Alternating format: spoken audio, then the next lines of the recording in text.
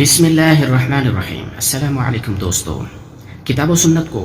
منہج سلف کے مطابق سمجھنے کے لیے ہمارے ساتھ جڑے رہیں اور اس ویڈیو کو مکمل ضرور دیکھیں۔ یہ اللہ کے نبی صلی اللہ علیہ وسلم کی بہت بڑی خوبی تھی، اتنی بڑی خوبی تھی کہ آپ سے دشمنان اسلام، کفار و مشرکین، آپ کے خون کے پیاسے اور آپ کے دشمن جو آپ کو ہلاک کرنا چاہتے تھے، اگر آپ سے سامنا ہو جائے، تھوڑی دیر کی صحبت حاصل ہو جائے، وہ کسی بھی نیت سے آیا ہو، آپ کو قتل کرنے کی ساری سازشیں مکمل کر لی گئی ہوں، لیکن آپ کے دیدار کے بعد، آپ کے تعامل کے بعد، آپ کے حسن اخلاق کے بعد وہ اسلام قبول کر کے اس بات پر مجبور ہوتا تھا کہ اپنے ارادے کو ترک کر دیں۔ یہ حسن اخلاق تھا،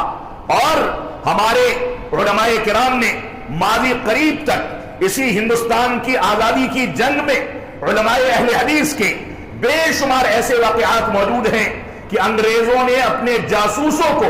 ان کے دروس میں، ان کے خطبات میں، ان کی مسجدوں میں لگا کر کے رکھا کہ جا کر کے دیکھو یہ کون سی ایکٹیویٹی میں شامل ہے، یہ کیا سوچتا ہے، اپنے شاگردوں کو کیا بتاتا ہے۔ اور بعض لوگ یہاں تک گواہی دیتے ہیں کہ سالوں سال وہ لوگ آ کر کے چنتے رہے،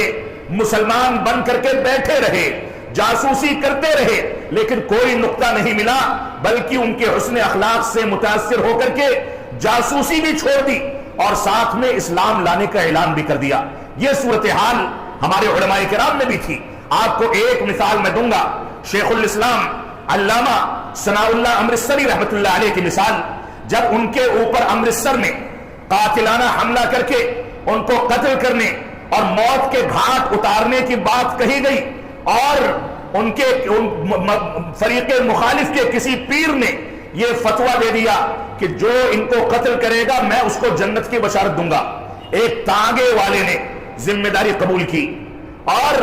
گڑاسا لے کر کے، جس سے گھاس کاٹی جاتی ہے، اپنے تانگے میں رکھا اور شیخ الاسلام کا پیچھا کرتا رہا۔ ایک روز کسی اجلاس میں تشریف لے جا رہے تھے، دیکھا کہ وہ اپنی گاڑی سے اترے ہیں، اس نے تانگا روکا اور ان کے اوپر حملہ کیا۔ گردن کا نشانہ تھا، لیکن آپ کے ساتھ احباب اور افراد موجود تھے، ان لوگوں نے دفاع کیا اور آتے آتے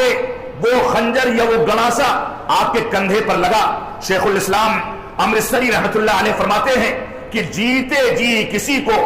شہادت کی لذت محسوس کرنی ہے تو مجھ سے کیفیت پوچھے کہ زندہ رہتے ہوئے شہادت کی لذت کیسے محسوس کی جاتی ہے۔ اور تباہی مچ گئی، امرتسر میں پورا بوال کھڑا ہو گیا، قریب تھا کہ فساد ہو جائے۔ پولیس والوں نے اس تانگے والے کو گرفتار کر لیا، گرفتار کر کے اس کو جیل بھیج دیا گیا۔ علامہ امرتسری رحمۃ اللہ علیہ نے حلفیہ بیان دیا کہ میں نے اس کو معاف کر دیا ہے، اس کو چھوڑ دیا جائے، لیکن قانون کی جو بالادستی تھی، یہ حالات کو قابو میں کرنا تھا، فساد سے ماحول کو بچانا تھا، جس کے نتیجے میں اس کو قید سنا دی گئی۔ اب سب سے پہلے داعی اسلام، مناظر اسلام، شیخ الاسلام ثناء اللہ امرتسری رحمۃ اللہ علیہ کے آگے سب سے پہلے جو چیز، جو فکر دامنگیر تھی، وہ فکر یہ تھی کہ یہ تو تانگے والا ہے، صبح سے شام تک کماتا ہے،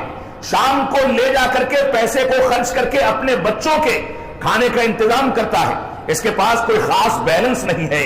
لمبی چوڑی مدت تک اپنے خاندان کو پالنے کا سامان نہیں ہے۔ تو شیخ الاسلام نے کسی ایک اپنے رازدار کو کہا کہ جا کر کے پتہ کرو کہ اس کا پتہ کیا ہے، یہ کہاں رہتا ہے، اس کے گھر میں کون لوگ ہیں۔ اس نے آ کر کے بتایا، اور شیخ الاسلام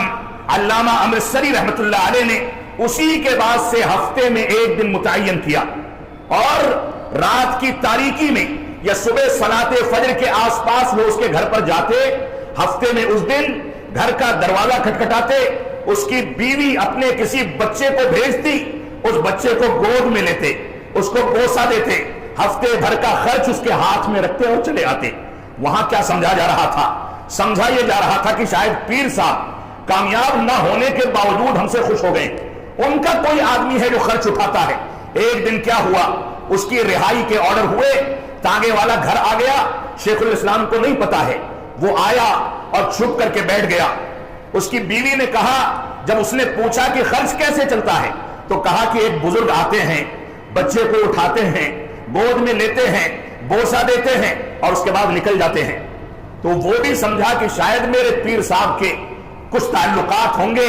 جن کی بنیاد پر ایسا کرنے کا حکم دیا گیا ہوگا. وہ چھپ کر کے دیکھتا رہا. بچہ نکلا, اس کو گود میں اٹھایا گیا, بوسا دیا گیا, اس کے جیب میں خرچ ڈالا گیا, اور جیسے ہی اس تانگے والے نے دیکھا تو یہ تو وہی ہے جس کے اوپر میں نے قاتلانہ حملہ کیا تھا. وہ قدموں میں گر گیا, اپنے مکتب فکر سے توبہ کی اور جماعت اہل حدیث میں شامل ہو گیا. نواب صدیق حسن خان رحمت اللہ علیہ کہ کوئی پوتے یا ان کے رشتوں میں کوئی آنے والی کوئی شخصیت تھی جو پاکستان منتقل ہو گئے تھے آزادی کے وقت, ان سے اس روایت کو نقل کیا گیا ہے کہ وہ ایک بار قبرستان کے باہر سے گزر رہے تھے. کیا دیکھتے ہیں کہ شیخ علامہ امرتسری رحمت اللہ علیہ کی قبر کے اوپر کوئی آدمی بیٹھا ہے اور رو رہا ہے, زار و قطار رو رہا ہے. انہوں نے جا کر کے کہا